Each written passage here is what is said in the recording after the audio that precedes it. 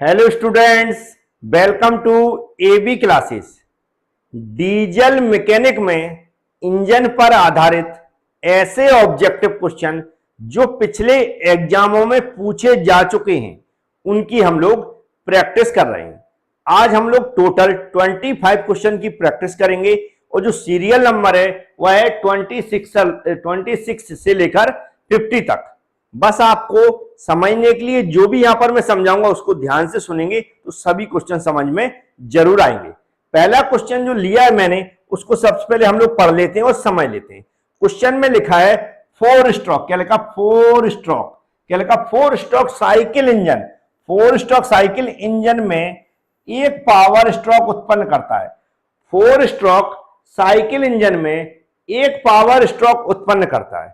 तो हम जानते हैं 4 स्ट्रोक साइकिल इंजन के अंदर जो क्रैंकशाफ्ट है वह एक कंप्लीट साइकिल में कितने 2 रिवॉल्यूशन कंप्लीट करती है, मतलब 2 बार घूम जाती है। 4 स्ट्रोक इंजन में एक साइकिल कंप्लीट होने में क्रैंकशाफ्ट कितने बार घूमती है? 2 बार घूमती है, मतलब 2 पूरे चक्कर लगाती है। तो ये बात आपको याद रहेगी। 4 स्ट्रोक कौन से होते हैं? Suction stroke, compression stroke, expansion stroke और एग्जॉस्ट स्ट्रोक। तो कितने चक्कर लगाती है क्रैंकशाफ्ट? 2 चक्कर पूरे लगाती है एक साइकिल कंप्लीट होने में। तो इसका आंसर क्या होना चाहिए? ए वाला ऑप्शन एकदम राइट होना चाहिए। तो उम्मीद है ए वाला जो ऑप्शन है एकदम से कैसा हो जाएगा? राइट हो जाएगा।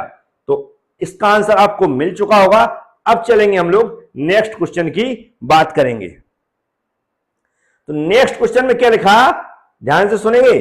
जब पिस्टन बीडीसी पर होता, कहां? बीडीसी पर होता, तो सिलेंडर हेड से पिस्टन हेड के बीच क्लियरेंस को क्या कहते हैं? क्वेश्चन में पूछ रहा है कि जब पिस्टन बीडीसी पर होता है तो सिलेंडर हेड से, कहां? सिलेंडर हेड से पिस्टन हेड के बीच के क्लियरेंस को क्या कहते हैं? तो इसको हमें समझना पड़ेगा। क्या कहते हैं? क्या पूछा? सिलेंडर हेड से पिस्टन हेड के बीच के क्लियरेंस को क्या कहते हैं? इसको समझते हैं। एक डायग्राम ले लेते हैं। बहुत सारे स्टूडेंट ने बोला भी है सर एक एनिमेशन डायग्राम से समझा दिए, तो समझा देता हूं। उम्मीद है थोड़ा समझ में भी आ जाएगा, अच्छा भी लगेगा। तो यहां पर एक क्वेश्चन तो नीचे चला गया, लेकिन डायग्राम में इधर ओपन कर लेता हूं। तो उम्मीद है डायग्राम में हट जाता हूं, दिख रहा होगा। तो जो दिख रहा है उसको मैं समझा, ध्यान से देखें। देखो ये है हमारा बीडीसी। क्या है? ये हमारा नीचे होता बीडीसी, दिख रहा होगा। ऊपर क्या होता? टीडीसी होता, टॉप डेड सेंटर, और बीडीसी मतलब बॉटम डेड सेंटर। ये जो ऊपर तक यहां से दिख रहा है, ये सबसे ऊपर से नीचे तक जितने एरिया में जो हमारी पिस्टन ऊपर नीचे घूमती है, सिलेंडर के अंदर की जो जगह होती है उसे हम क्या बोलते हैं? टोटल वॉल्यूम बोलते हैं। जो सिलेंडर के अंदर की जगह होती है जो पिस्टन के लिए रहती है उसे हम क्या बोलते हैं? टोटल वॉल्यूम बोलते हैं। लेकिन पिस्टन ऊपर कहां तक? टीडीसी तक जाती है, मतलब एक यहां तक समझ लो, यहां तक जाती है। कहां तक जाती है? यहां तक जाती है। तो जो एरिया बचता है, जो हेड है उसके और जो टॉप डेड सेंटर पे जो पहुंच जाती है पिस्टन, उसके बीच में क्या बचता? हमारा थोड़ी सी जगह बचता है, उसके हम क्या बोलते हैं? क्लियरेंस वॉल्यूम बोलते हैं। क्या बोलते हैं? क्लियरेंस वॉल्यूम बोलते हैं। जबकि जो टीडीसी और बीडीसी इसके बीच के वॉल्यूम को हम क्या बोलते हैं? स्विफ्ट वॉल्यूम बोलते हैं। क्या बोलते हैं? स्विफ्ट वॉल्यूम बोलते हैं। ये जो पिस्टन यहां से यहां तक की दूरी तय करती है उसे हम बोलते हैं स्ट्रोक लेंथ बोलते हैं। लेकिन जो अगर हम वॉल्यूम की बात करें तो इसे हम क्या बोलते हैं? स्विफ्ट वॉल्यूम बोलते हैं। स्विफ्ट वॉल्यूम और जो क्लियरेंस वॉल्यूम है, ये जो इसे हम क्या बोलते हैं? टोटल वॉल्यूम बोलते हैं। क्लियरेंस वॉल्यूम और स्विफ्ट वॉल्यूम, इन दोनों को अगर ऐड कर दिया जाए तो हम क्या बोलते हैं? क्लियरेंस बोलते हैं। इस क्या बोला? जब पिस्टन बीडीसी पर होता, कहां पर होता? बीडीसी पर, मतलब नीचे होता है। तो सिलेंडर हेड से, सिलेंडर हेड मतलब जो ऊपर का सिलेंडर हेड है, कहां? ऊपर का सिलेंडर हेड, सिलेंडर हेड से पिस्टन हेड के बीच के क्लियरेंस को क्या कहते हैं? पिस्टन हेड के बीच के, ये पिस्टन है, देखो पिस्टन है, पिस्टन का हेड और जो है इन दोनों के बीच के क्लियरेंस को क्या कहते हैं? तो इसको बोलते हैं हम टोटल वॉल्यूम। क्या बोलते हैं? टोटल वॉल्यूम बोलते हैं। तो बी वाला ऑप्शन हमारा राइट हो जाएगा। तो उम्मीद है इसका भी आंसर आपको मिल गया होगा। क्या बोलते हैं? टोटल वॉल्यूम बोलते हैं। चलते हैं नेक्स्ट क्वेश्चन की ओर। देखो क्वेश्चन को अच्छे से पढ़ना समझना। क्या लिखा? आमतौर पर, क्या आमतौर पर पिस्टन के छल्ले से बने होते हैं। पिस्टन की मतलब रिंग, पिस्टन के रिंग। याद रखें जब भी मटेरियल की बात आती है तो आपको याद ही करना है, क्योंकि मटेरियल के क्वेश्चन बार बार पूछे जाते हैं, जो भी कंपोनेंट है इंजन के वह किस मटेरियल से बने हैं, ये क्वेश्चन बार बार रिपीट होते हैं, तो आपको याद करना है।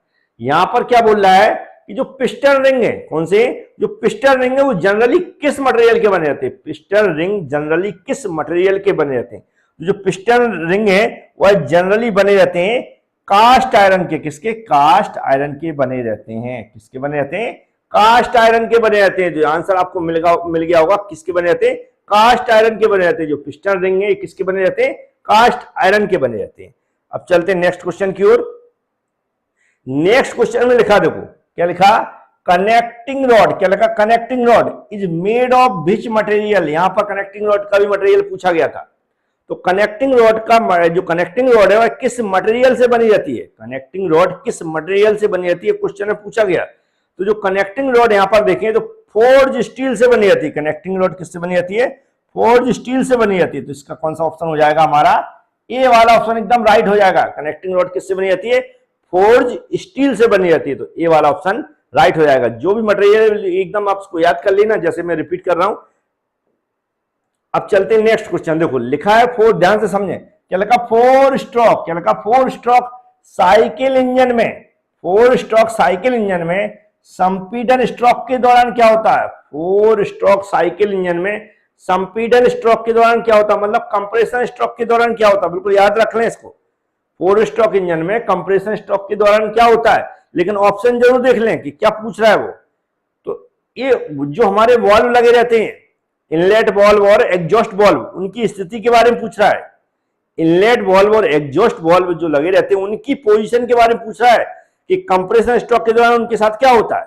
तो सक्शन स्ट्रोक के दौरान क्या होता है, इनलेट वॉल्व ओपन होता है और एग्जॉस्ट वॉल्व क्लोज होता है, याद रखें।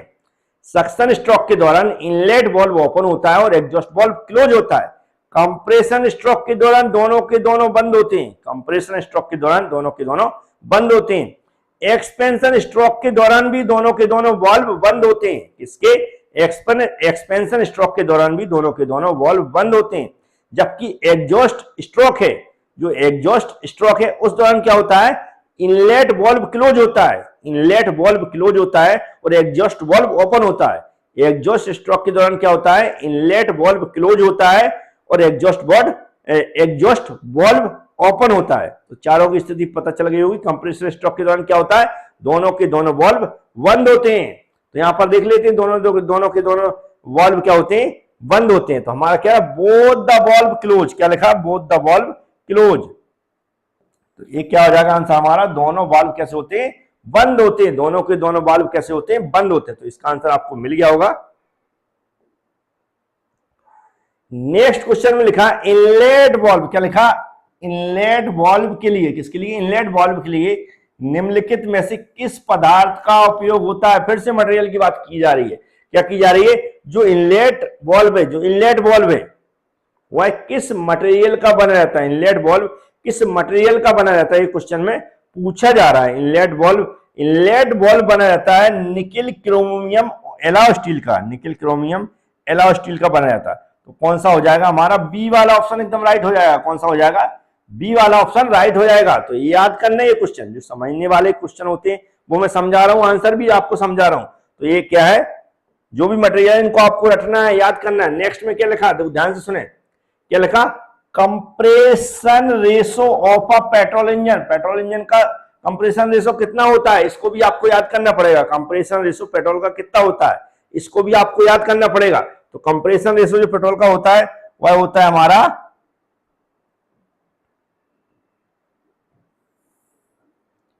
8:1 होता है। कितना होता है, 8:1 होता है कंप्रेशन रेशो, इसका पेट्रोल इंजन का है। इसको भी आपको याद करना पड़ेगा। तो जहां पर याद करना वहां पर मैं समझा रहा हूं, बिल्कुल ध्यान से देखते चला। नेक्स्ट क्वेश्चन ध्यान से, क्या लिखा, the ratio of total volume, क्या लिखा, the ratio of total volume of cylinder to its clearance volume is known as, क्या लिखा, सिलेंडर के कुल आयतन और इसके क्लियरेंस वॉल्यूम के अनुपात को क्या कहते हैं। सिलेंडर का कुल आयतन और उसके क्लियरेंस वॉल्यूम की जो अनुपात है उसको क्या कहते हैं, ध्यान रखें। क्या बोल रहा है, total volume of cylinder to its clearance volume is known as, क्या कह रहा है, सिलेंडर के कुल आयतन और इनके क्लियरेंस वॉल्यूम के अनुपात को क्या कहते हैं। तो याद रखें इसको कहते हैं कंप्रेशन रेशो। न्यूमेरिकल वगैरह यूज करते हैं हम, वहां पर इसका यूज होता है, ध्यान रखें। क्या कहते हैं? कंप्रेशन रेशो कहते हैं। फॉर्मूला होता है एक फॉर्मूला होता है। क्या होता है? फॉर्मूला होता। क्या कह रहा है यहां पर? Compression ratio. क्या होगा? Compression ratio. और क्या लिखा है यहां पर? टोटल वॉल्यूम है ना, ऐसा, total volume upon clearance volume की बात कर रहा है। इसको हम क्या बोलते हैं? कंप्रेशन रेशो बोलते हैं। बस ऐसा क्वेश्चन पूछा गया था कि टोटल वॉल्यूम और क्लियरेंस वॉल्यूम के अनुपात को क्या बोलते हैं? तो कंप्रेशन रेशो बोलते हैं। नेक्स्ट क्वेश्चन देखो, नेक्स्ट क्वेश्चन में क्या लिखा? डीजल इंजन का संपीड़न अनुपात कितना होता है? ये भी क्वेश्चन आपको याद करना पड़ेगा। जो डीजल इंजन है उसका कंप्रेशन रेशो कितना रहता है? डीजल इंजन का कंप्रेशन रेशो कितना रहता है? ये भी क्वेश्चन आपको याद करना पड़ेगा। जो याद करना वो याद ही करना पड़ेगा। तो डीजल इंजन का जो कंप्रेशन रेशो रहता है वह लगभग रहता है, ये रहता है 16:1 से लेकर 24:1 तक के बीच में रहता है। तो याद करना पड़ेगा, ये आपको याद 16:1 से लेकर 24:1 तक रहता है। तो एक क्वेश्चन याद करना पड़ेगा। जो याद करने वाले हैं वो तो याद करने ही पड़ेंगे, आपको याद रखें। नेक्स्ट क्वेश्चन देखो क्या लिखा है? पिस्टन द्वारा, क्या लिखा? पिस्टन द्वारा चली गई टीडी से बीडीसी तक की दूरी को कहा जाता। पिस्टन द्वारा चली गई, क्या? पिस्टन द्वारा चली गई टॉप डेड सेंटर से बॉटम डेड सेंटर के बीच की दूरी को क्या कहा जाता है? अभी मैंने समझाया था, अभी मैंने एक क्वेश्चन के आंसर को समझाने की कोशिश की थी। फिर से मैं उसी डायग्राम को निकाल के एक बार समझा देता हूं।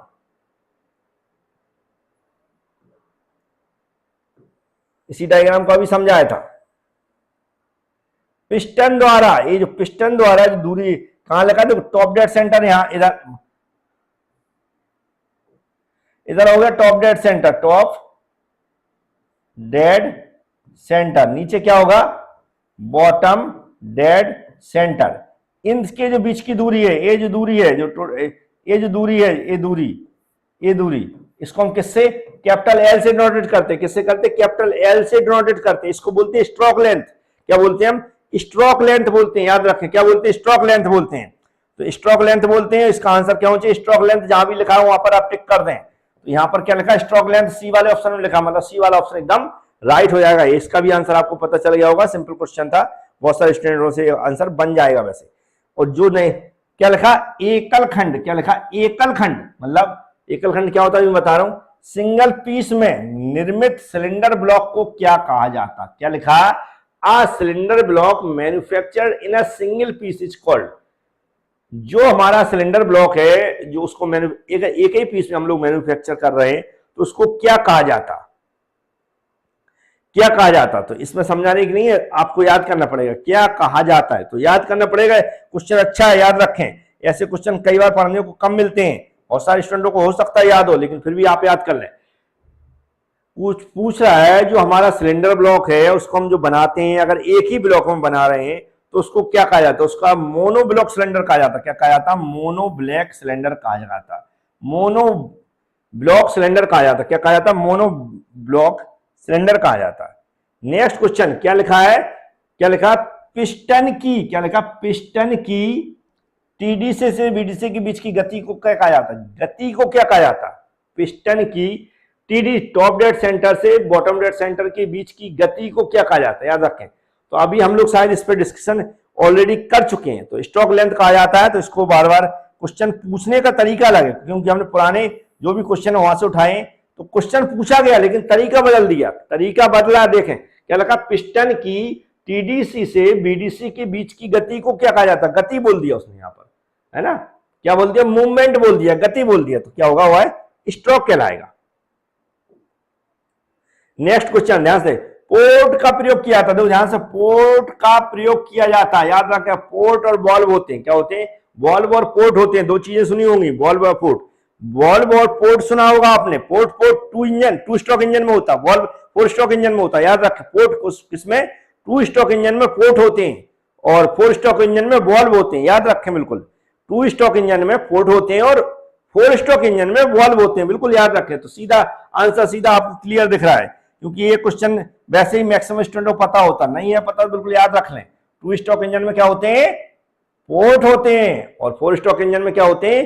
वाल्व होते हैं, क्या होते हैं, वाल्व होते हैं फोर स्ट्रोक इंजन में।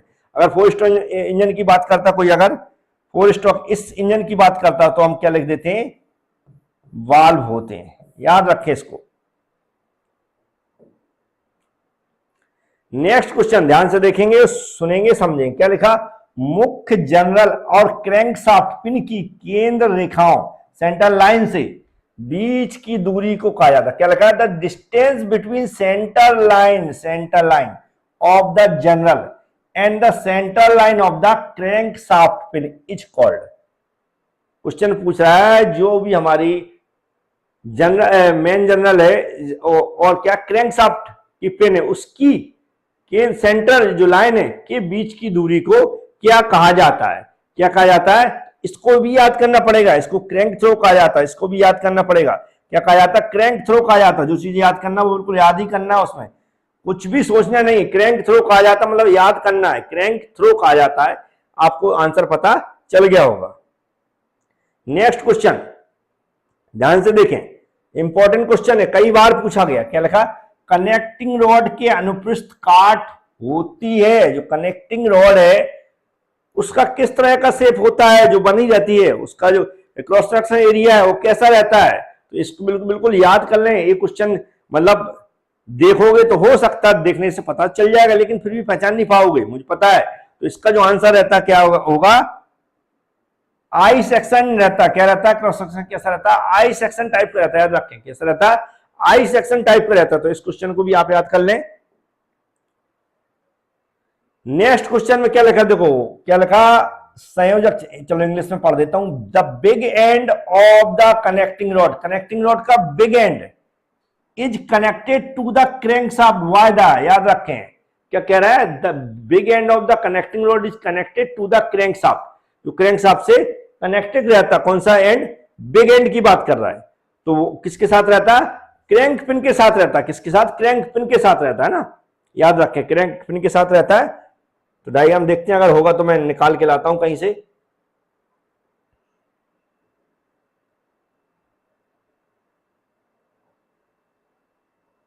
नहीं है शायद, एक डायग्राम है, चलो इसके बारे में जानकारी नहीं दी गई इसमें।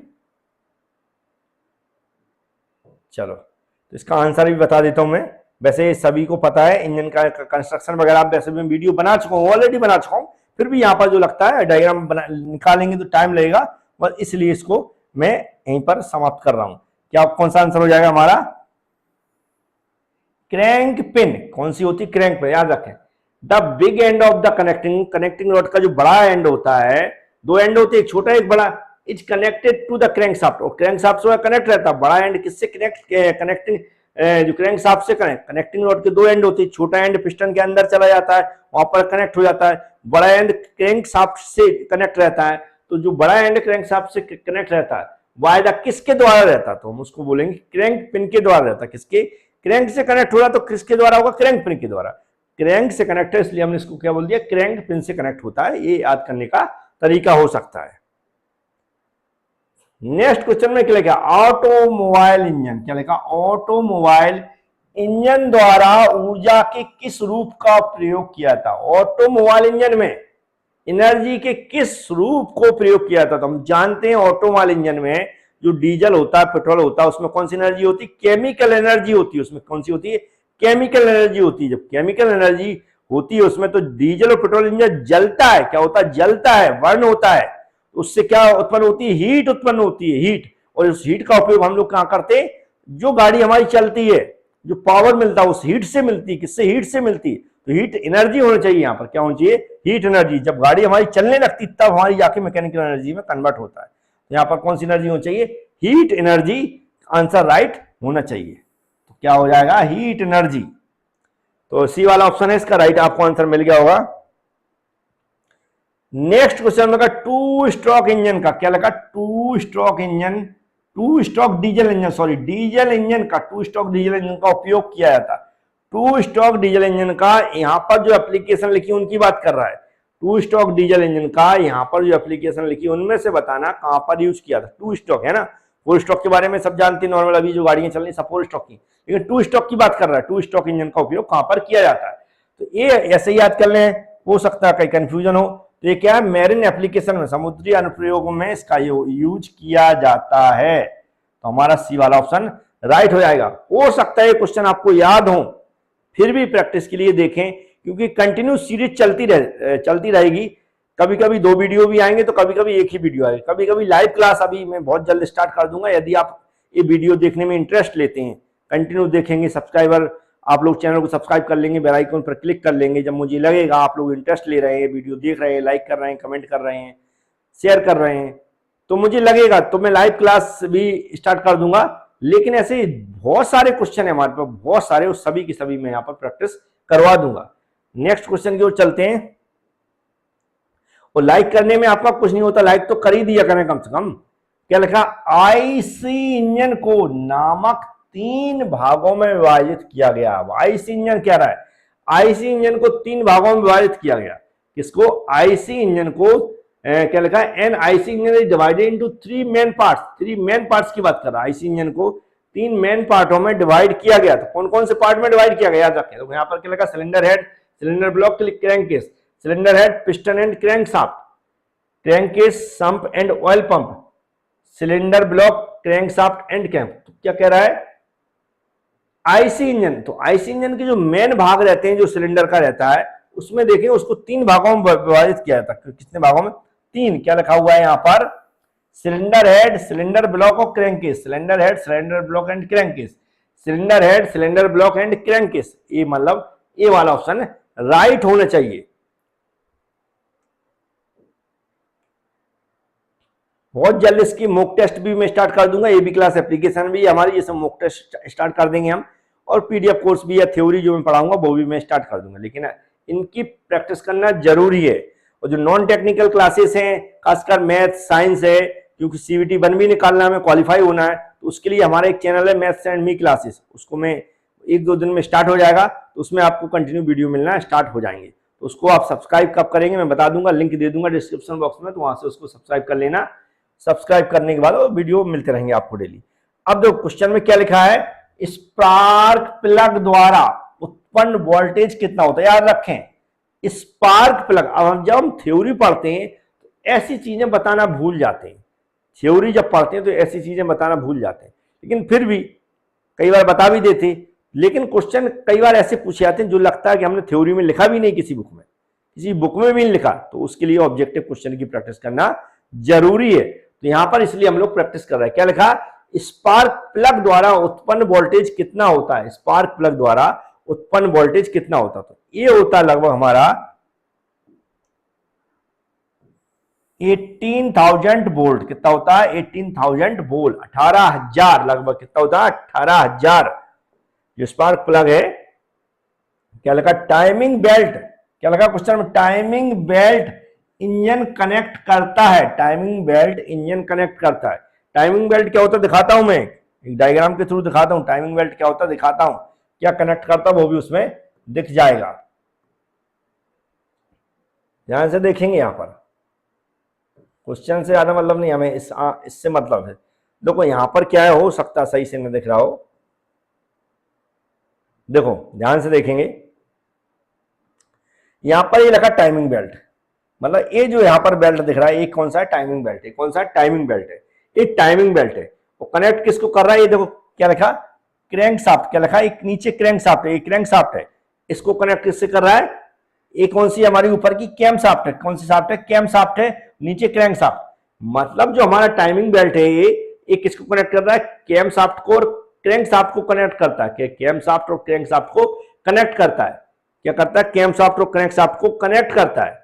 तो ये वाला जो भी जहां पर आंसर होगा वह आंसर हमें मिल जाएगा। इसको थोड़ा सा मैं अलग कर देता हूं, यहां पर देखते हैं किसको करता है, कैम शाफ्ट और क्रैंक शाफ्ट। यहां पर हम देखेंगे तो बी वाला ऑप्शन एकदम राइट हो जाएगा।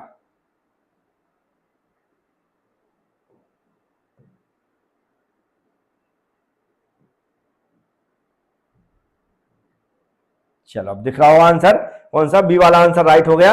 उम्मीद है क्वेश्चन का आंसर भी मिल गया होगा आपको। थोड़ा समझाने की कोशिश की, समझ में आ गया होगा।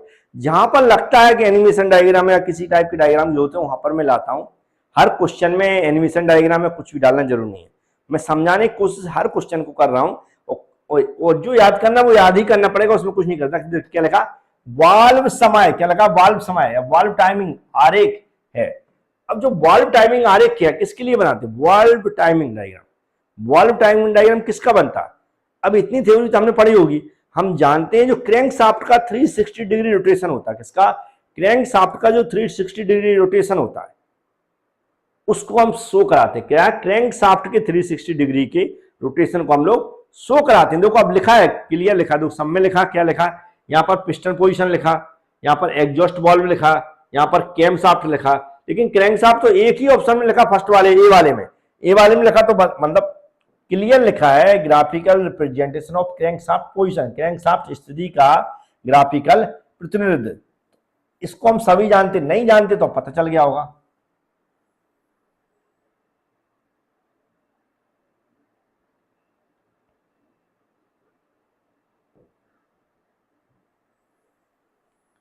आंसर कौन सा हो जाएगा, ए वाला एकदम राइट आंसर हो जाएगा। उम्मीद है इसका आंसर पता चल गया होगा।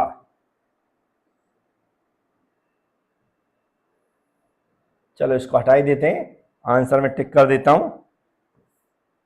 ठीक है, ए वाला ऑप्शन राइट हो गया। बिल्कुल एंड की ओर बढ़ रहे हैं, बस वीडियो जितना भी समय आप उस समय का यूज कर लें। नेक्स्ट क्वेश्चन में क्या लिखा, निम्नलिखित में से कौन सा पद वाहन की इग्निशन सिस्टम से संबंधित है। क्या लिखा, which of the following term is not related to ignition system of the vehicle. देखें क्या कह रहा है, इग्निशन सिस्टम से रिलेटेड नहीं है, इग्निशन सिस्टम से रिलेटेड नहीं है। इनमें से बताना कौन सा ऐसा पार्ट है जो इग्निशन सिस्टम से रिलेटेड नहीं है। इग्निशन सिस्टम जानते, जहां पर हमारी चिंगारी उत्पन्न होती है, फ्यूल जलता है, उसके लिए क्या वहां पर अपनी भाषा में बोले तो आग लगाई जाती है। जब तो फ्यूल जलता है, वो आग लगाने के तरीके अलग अलग होते हैं, तो वह इनमें से कौन सा तरीका नहीं जो इसमें जो इसका कोई मतलब नहीं रखता। तो 48 नंबर का क्वेश्चन याद रखें, 2 क्वेश्चन और बचे। तो इसमें जो देखो, ignition coil, spark plug, distributor, ये तीनों के तीनों इग्निशन से संबंधित हैं, ये तीनों के तीनों इग्निशन से संबंधित है। लेकिन रोकर आर्म का यहाँ पर कोई काम नहीं, रोकर आर्म का कोई काम नहीं है। तो हमारा आंसर कौन चाहिए, ए वाला राइट आंसर होना चाहिए। कौन सा होना चाहिए, ए वाला राइट आंसर होना चाहिए। नेक्स्ट क्वेश्चन तो क्लियर लिखा, निम्नलिखित डीजल इंजन का हिस्सा नहीं, याद रखो क्या पूछा, बहुत अच्छा क्वेश्चन है। इनमें से हमें बताना है कि डीजल इंजन का हिस्सा नहीं है, मतलब डीजल इंजन का कौन सा पार्ट नहीं है, जो ऐसा पार्ट्स इनमें से जो डीजल इंजन में नहीं लगता है, ऐसा पार्ट्स इनमें से जो डीजल इंजन का पार्ट्स नहीं है, वो हमें बताना है। तो ध्यान से देखें, बिल्कुल आंसर इजी है, सभी लोगों को पता चल रहा होगा। हम जानते हैं स्पार्क प्लग का उपयोग डीजल इंजन में नहीं होता है, स्पार्क प्लग का उपयोग सिर्फ पेट्रोल इंजन के अंदर होता है, स्पार्क प्लग का उपयोग सिर्फ पेट्रोल इंजन के अंदर होता है। तो कौन सा, ए वाला ऑप्शन राइट हो जाएगा।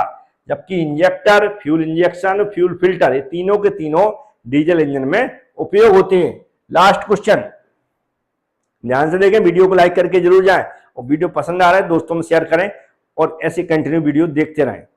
नेक्स्ट क्वेश्चन और लास्ट क्वेश्चन क्या लिखा हुआ है, क्या लिखा, क्रोमियम स्टेनलेस स्टील मिश्र धातु बनाने के लिए उपयोग किया था। क्वेश्चन उल्टा कर दिया। अभी तक क्या पूछ रहा था वो, अभी तक पूछ रहा था पार्ट्स का नाम देता था और उसका मटेरियल पूछता था। इस बार उसने मटेरियल का नाम दिया और पार्ट्स पूछा, इस मटेरियल से कौन सा पार्ट्स बनता है। याद रखें, क्वेश्चन का पूछने का तरीका अलग है। क्या पूछ रहा है वो, इसमें मटेरियल का नाम दिया है, पूछ रहा है इस मटेरियल से कौन सा पार्ट्स बनता है इंजन का। अभी तक क्वेश्चन कैसे चल रहे थे, पार्ट्स का नाम दिया जाता था और उसका मटेरियल पूछा जाता था। तो यहां पर उसने उल्टा कर दिया है, मटेरियल का नाम दे दिया कि क्रोमियम स्टेनलेस स्टील एलॉय है, उससे कौन सा पार्ट्स मैन्युफैक्चर होता है। तो इससे होता है हमारा क्रैंक शाफ्ट। कौन सा होता है, क्रैंक शाफ्ट। तो ये जो मटेरियल है सभी पार्ट्स के अच्छे से याद कर लें। तो ये जैसा मैंने बता चुका हूं, ये कंटिन्यू सीरीज तभी चलेगी। वैसे मैं चला रहा हूं, जितनी कोशिश कर रहा हूं, आप लोग इंटरेस्ट लेंगे। यदि आप लोग इंटरेस्ट नहीं लेंगे तो बहुत सारी ऐसी सीरीज मैंने चला के बंद कर दी हैं, क्योंकि हम नहीं पढ़ रहे हैं, आपको पढ़ाने के लिए हम लोग यहाँ पर मेहनत करते हैं, और आपका एक भी पैसा लगता, फ्री ऑफ कॉस्ट आप यूट्यूब पर पढ़ते हैं। मेहनत हमारी है, याद रखें। इसलिए आप लोग इंटरेस्ट लेंगे। एग्जाम वैसे भी आप जाते फॉर्म चल रहे हैं एएलपी के, और उसमें सिर्फ क्वालिफाई होना CBT 1 में और CBT 2 में मेहनत करना है आपको। तो उम्मीद है समझ में आ गया होगा। ये जितने भी क्वेश्चन समझाए सभी काम के पिछले एग्जामों में पूछे गए हैं, और ऐसे हजारों क्वेश्चन मैं करवाने वाला हूं। यदि वीडियो पसंद आता तो लाइक करके जरूर जाए। Thank you.